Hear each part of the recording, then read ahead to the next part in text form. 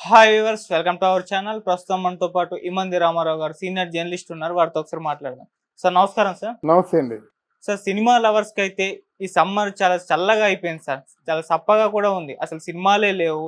ఎంతో ఎక్స్‌పెక్టేషన్స్ పెట్టుకున్న 'ప్రభాస్ కల్కి 2898' కూడా మనం పోస్ట్‌పోన్ అవ్వడం చూస్తున్నాం.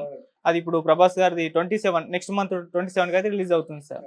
అది ఇప్పుడు చాలా లాంగ్ గ్యాప్ తర్వాత ఈ 31కి 3 సినిమాలు రాబోతున్నాయి సార్. మన 'విశ్వక్సేన్' గారిది 'గ్యాంగ్స్ ఆఫ్ గోదావరి', 'గమ్ గమ్ గణేష', 'భజే వాయువేగం'. మరి ఎలా ఉంటుంది? మళ్ళీ సినిమా మళ్ళీ స్టార్ట్ అవుతున్నాయి గదా! ఇంత గ్యాప్ తర్వాత. మీ ఒపీనియన్ సార్ వీటిపైన? మీరు చెప్పారు. సమ్మరు చాలా చల్లగా ఉందని. హ్మ్. చప్పగా కూడా ఉంది. అవును. ఎందుకంటే మనకి ఓ 2 ప్రధానమైనటువంటి రిలీజెస్ ఉంటాయి సినిమా ఫీల్డ్‌లో. అవును. ఒకటి సంక్రాంతికొచ్చే సినిమాలన్నీ బాగా ఉంటాయి. హ్మ్. 2 సమ్మర్‌లో వచ్చే సినిమాలు కూడా బాగా ఆడుతాయన్నమాట. ఏమాత్రం సినిమా విజయవంతంగా ఉందనుకున్నా ఆహ్, పట్టపగ్గాలు లేకుండా లేచిపోతుంది సినిమా. ఎందుకంటే అందరూ ఖాళీగా ఉంటారు. పిల్లల్ని సినిమాలకు తీసుకెళ్తారు. లేతే పిల్లలకి సినిమాలు చూడమని అవకాశం ఇస్తారు. ఇయన్నీ ఉంటాయన్నమాట. ఈ కారణాల చేత చాలా మంచి సినిమాలు, సెలెక్టివ్ సినిమాలు ఇంతకుముందొచ్చాయి. ఇప్పుడేమైందంటే ఒక్కొక్క హీరో 2 సంవత్సరాలు ఒక్కొక్క సినిమా చేయడం వల్ల హీరోల సినిమాలు చూడలేరు. తక్కువ డబ్బులు అంటే వాళ్ళ డబ్బు వాళ్ళు పెట్టిన డబ్బులతో చిన్న హీరో సినిమా కూడా చూడలేడు. టికెట్ ధర అదే కదా! అదే రూ. 200తో చిన్న హీరోల సినిమా బాగున్నప్పుడు కూడా అదొక చిరంజీవి సినిమా చూస్తే వేరు. పవన్ కళ్యాణ్ సినిమా చూస్తే అర్జున్ సినిమా, రామ్ చరణ్ సినిమా, మహేష్ బాబు సినిమాలంటే అవి సినిమాలుగా ఫీల్ అవుతారు. ఆ సినిమాలు కనుమరుగైపోయాయి. ఇది ప్రస్తుతం ఉన్న విషయం మాట. అయితే చిన్న సినిమాలు కూడా వాళ్ళు ఒళ్ళు దగ్గర పెట్టుకొని చేస్తున్నప్పుడు కూడా చిన్న సినిమా జనంలోకి వెళ్ళేసరికి కొంత టైం పడుతుంది. హ్మ్. ఈలోగా థియేటర్స్ కుయ్యో మొర్రో అంటారు.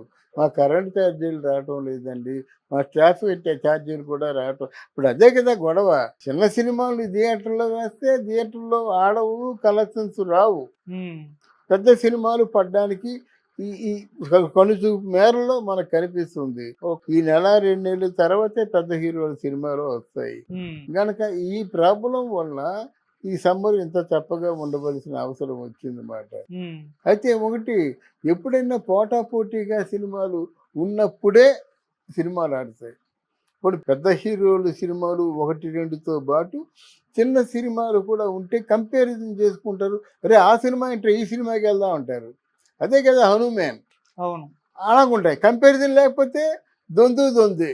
ఇది చిన్న సినిమా, పక్కనున్నది చిన్న సినిమా.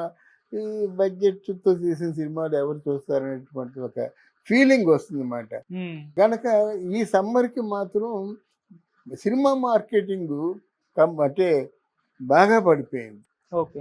సినిమాలు కొనుక్కుంటే మాత్రం ఎంత కొనుక్కుంటారండి. కానీ సినిమా గాని అంటే సినిమాల్లో ఉన్నటువంటి లాభాలు ఎక్కడొస్తాయంటే థియేటర్ దగ్గర సినిమా ఎప్పుడైతే సక్సెస్ టాక్ తెచ్చుకుందో దానికి మిగతా ఓటీటీ అంటే రేట్లు గానీ ఇవన్నీ బాగా పెరిగిపోతాయి. ఓవర్‌సీస్ మార్కెట్ గానీ, మ్యూజిక్ గానీ ఇయన్నీ పెరిగిపోతాయన్నమాట. చిన్న సినిమాలకి పెద్ద రేట్ వస్తుంది. కానీ వచ్చింది, ఆడింది 2 వారాలు. ఇప్పుడు 2 వారాలు ఆడడం కష్టం అయిపోతుంది గదా! చిన్న సినిమా, పెద్ద సినిమా అయినా 2 వారాలు ఆడడం కష్టం అయిపోతుంది.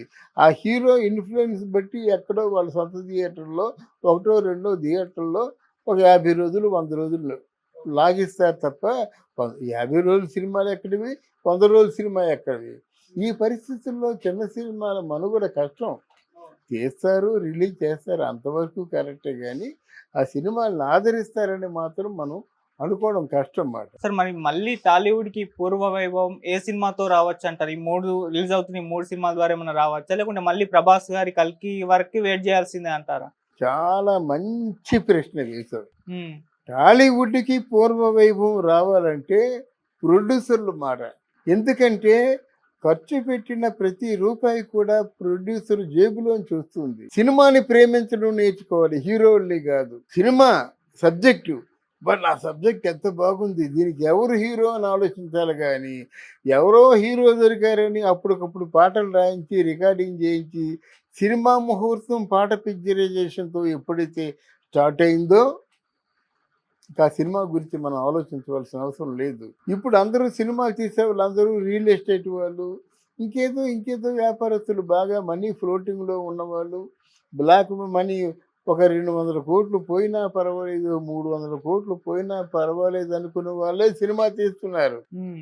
ఏవండీ ఇప్పుడు ఒక 500 కోట్లు పెట్టి సినిమా తీశానండి. 500 కోట్లతో 50 మంది ప్రొడ్యూసర్‌లు ఉండొచ్చండి. అర్థమైందా? అవును. 10 కోట్లకు ఓ సినిమా తీసినప్పుడు కూడా 50 సినిమాలొస్తాయి. 50 మంచి సినిమాలొస్తాయి. 50 100 రోజులు ఆడే సినిమాలొస్తాయి. ఎలాగంటే కథ బాగుంటుంది, పాటలు బాగుంటారు, ఆర్టిస్టులు బాగుంటాయి, పాటలు బాగుంటాయి. దీనివల్ల మంచి స్టఫ్ ఉన్న సినిమాలు ఇవ్వగలుగుతారన్నమాట. పోటీ వాళ్ళ మధ్య పెరుగుతుంది. ఒకప్పుడు అలాగే పెరిగేది. నాకు తెలిసి ఇంచుమించు 95, 96లో కూడా రామానాయుడు, స్రవంతి రవికిషోరు, అక్కడేమో జగపతి ఇలాగ ఉన్నారంటే అందరూ సినిమాని బాగా ప్రేమించేవాళ్ళే. అంతకుముందు మరీని. ఏంటి అందరూ పెద్దోళ్ళే కదా! పిఏపి సంస్థ పెద్ద సంస్థ, జగపతి పెద్ద సంస్థ, సురేష్ రామానాయుడు పెద్ద సంస్థ, శంభు ఫిలిమ్స్ పెద్ద సంస్థ. చూసుకోండి చిన్ని బ్రదర్స్ పెద్ద సంస్థ. హ్మ్. చిన్న సంస్థలే ఉన్నాయండి. పోన ఎన్ఐటి బ్యానర్ పెద్ద సంస్థ, అన్నపూర్ణ బ్యానర్ పెద్ద సంస్థ. చూసారా? ఆ తేడా గమనించారా? ఇవన్నీ సినిమాని ప్రేమించే వాళ్ళు తీసిన సినిమాలు. ఓకే. ఏదైనా ఒక పని చేసినప్పుడు ఆ పనిని ఇష్టపడి చేస్తే దానికి ప్రయోజనం ఉంటుంది. మీ కష్టానికి తగిన ప్రతిఫలం ఉంటుంది గానీ, ఫ్యాషన్ కోసం సినిమా తీయకూడదు. సినిమా ప్రొడ్యూసర్ అనిపించుకోవడం, లేతే ప్రొడ్యూసర్ పక్కనేమో హీరోయిన్ కూర్చుందిరా ఫోటోలు తీయించుకోవడం కోసం సినిమా తీసినట్టయితే అంతంత మాత్రంగానే ఉంటుంది. ఇప్పుడు నేనే ఉన్నాననుకోండి, మీకు ఇన్ఫార్మ్ చేసి మీకేదైనా ఇన్ఫర్మేషన్ చెప్తున్నప్పుడు దాంట్లో అంతర్లీనం అయిపోయి, మెర్జ్ అయిపోయి, హార్ట్‌ఫుల్‌గా చెప్తే అది మీకు హత్తుకుంటుంది. చూసిన వ్యూవర్స్ కూడా హత్తుకుంటుంది. అంతేగాని ఏదో నన్ను కూర్చోబెట్టారని మైక్ ముందని చెప్పేసి నోటికొచ్చినట్టు మాట్లాడితే దాంట్లో ఎలాగైతే పట్టుండదో, ముందు నా వృత్తిని నేను ప్రేమించుకోవాలి. ఓకే. నా వృత్తిని నేను గౌరవించుకోవాలి. అప్పుడు నేను గౌరవించబడతానన్నమాట. అలా సినిమా ప్రొడ్యూసర్ తను పెట్టే డబ్బును గౌరవించుకోవాలి. అదుంటే మంచి కథ, మంచి కథనం, మంచి ఆర్టిస్టులు. ఆర్టిస్టులు డబ్బులు ఎవరు పెంచారండి? ఎవరు పెంచారండి ఆర్టిస్టుల డబ్బులు? ప్రొడ్యూసర్లు కాదు. నిన్నెవడిమ్మన్నాడు 100,00,00,000? ఎవడికి కావాలి? మనకు ఆర్టిస్టులు లేరా? మన కథలు లేవా? మనకు రచనలే లేవా? ఈ సందర్భంగా మీరు కావాల్సిన ఎక్స్‌టెన్షన్ చేసుకోండి. ఈ సందర్భంగా ఒకసారి నాగేశ్వరరావు గారి మాటలు నేను రుజువు చేస్తా. ఓకే. అమెరికా వెళ్ళి నాగేశ్వరరావు గారు ఇండియా వచ్చారు. మద్రాసులో వాణి మహల్ అని అప్పుడు నాగయ్య గారు కట్టినటువంటి వాణి మహల్ ఉండేది టీనగర్‌లో. అందరూ సాయంత్రం పూట పాండీ బజార్‌లో ఎంతమంది కలుస్తారో వాణి మహల్ దగ్గర అంతమంది కలుస్తారు. ఆ వాణి మహల్ దగ్గర మిరపకాయ బజ్జీలేస్తారండి. వాడు పెద్ద కోటీశ్వరుడది. కానీ ఎక్కడెక్కడ పెద్ద పెద్ద ఆర్టిస్టులు అందరూ వచ్చి మిరపకాయ బజ్జీలు తింటారన్నమాట. అంటే ఆ వాతావరణం అంతా అది తెలిసిన వాళ్ళకి కళ్ళకు కనిపించాలని చెప్తున్నాను. నాగయ్య గారు కట్టారని గాని, టీ నగర్‌లో పెద్ద సెంటర్ అని గాని, మిరపకాయ బజ్జీలు వేస్తారంటే ఆ దృశ్యం కనిపించాలని. అక్కడ ప్రొడ్యూసర్‌లందరూ పెద్ద మీటింగ్ పెట్టుకున్నారన్నమాట. మీటింగ్ పెట్టుకొని ఏమన్నారంటే, "నాగేశ్వరరావు గారు మీరు లేరు. మేము దెబ్బతినేసాము." అప్పటికే కాస్ట్ ఆఫ్ ప్రొడక్షన్ పెరిగిపోయింది. సినిమా అంటే లక్షల్లోనే ఉంది. సినిమా తీయలేకపోతున్నాము. మరి మమ్మల్ని ఆదుకునే నాథుడు ఎవరని మొత్తం యునానిమస్‌గా అంటే డివిఎస్ రాజు గారితో సైతం మన చనిపోయిన ఎంఎస్ రెడ్డి గారితో సైతం వాణి మహల్‌లో మీటింగ్ పెట్టారు.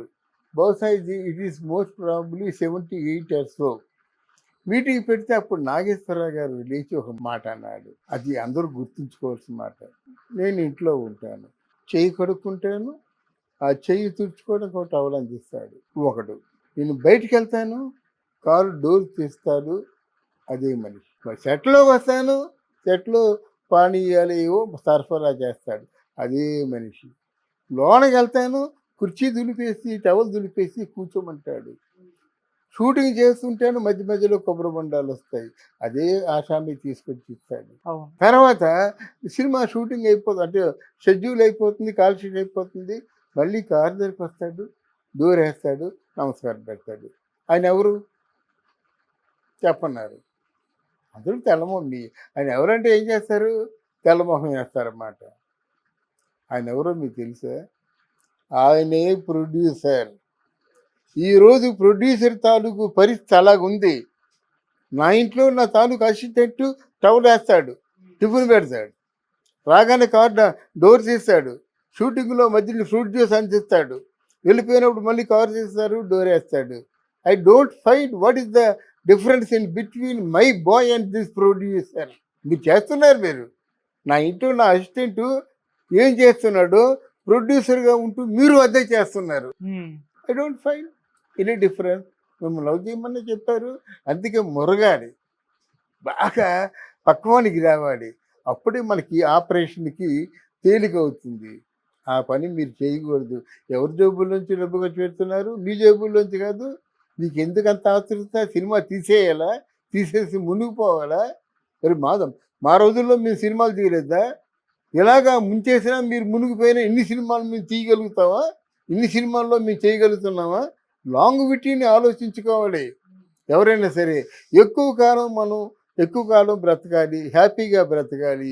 ఒక సినిమాకి కాస్ట్ తక్కువైనట్టయితే 4 సినిమాలు తయారవుతాయి. అప్పుడు కాస్ట్ తక్కువైన 4 సినిమాలు తయారవడం వల్ల 40 మంది టెక్నీషియన్స్ పోతే 4 50లు 200 మంది టెక్నీషియన్స్ బ్రతుకుతారు. అదే ఒక సినిమా అయితే ఆ 40 మందికే పని ఉంటుంది, ఆ 50 మందికే పని ఉంటుంది, మిగతా మిగతా వాళ్ళకి పని ఉంటుంది కదా అని ఆ రోజే చెప్పాడండి మహానుభావుడు నాగేశ్వరరావు గారు. అందువల్ల ఈ సినిమాలు చప్పగా ఉన్నాయంటే చప్పగా ఉంచమని ఎవరు చెప్పారండి? కథ మీద కూర్చోండి, మ్యూజిక్ మీద కూర్చోండి, సాంగ్స్ సూపర్ హిట్ కానివ్వండి. ఒక పద్ధతి అంతా ఉండాలి కదా. అంతేకాకుండా మేము చిన్న సినిమాలు చేసే వాళ్ళందరూ వాళ్ళు ఏదో దాన్నేమో ఇల్లు పురుసు, పెద్ద సినిమా వాళ్ళందరూను ఎవరో జైగాంటి ఫిగర్స్ అనుకుంటే ఎలాగవుద్ది? చిన్న సినిమా, పెద్ద సినిమా అయినా ఆ చూసేవాడికి మార్పు, తేడా ఏమి కనిపించదు. బాగుందంటాడు, బాలేదని చల్లగా నొప్పిరే అంటాడు. అది అది చూసుకొని ఉంటే మనకి ఈ పరిస్థితి వచ్చేది కాదు. వీళ్ళ ప్రభాస్ సినిమా ఎప్పుడు పూర్తయ్యాను, దేవర్ ఎప్పుడు పూర్తయ్యాను, ఇప్పుడు మహేష్ బాబు సినిమాలో పడిపోయాడు, రాజమౌళి సినిమాలో అది ఎప్పుడు పూర్తయ్యాను, చిరంజీవి సినిమా ఎప్పుడు పూర్తయ్యాను, రామ్ చరణ్ సినిమా ఎప్పుడు పూర్తయ్యాను, ఎప్పుడు వచ్చాను. ఇవన్నీ మన దీపావళికి వచ్చినా మంచిదే, లేకపోతే వచ్చే సంక్రాంతికి ఎన్ని సినిమాలు రిలీజ్ అవుతాయి అనుకుంటే తక్కువ. ఉమ్. అది అటువంటి భయంకరమైన అపాయకరమైన స్థితిలో ఉన్నారు ఈ రోజున ప్రొడ్యూసర్లు. ఎందుకు? సినిమాని ప్రేమించకుండా ఉండడం వల్ల. బాగా చెప్పారు sir. Thank thank you very much.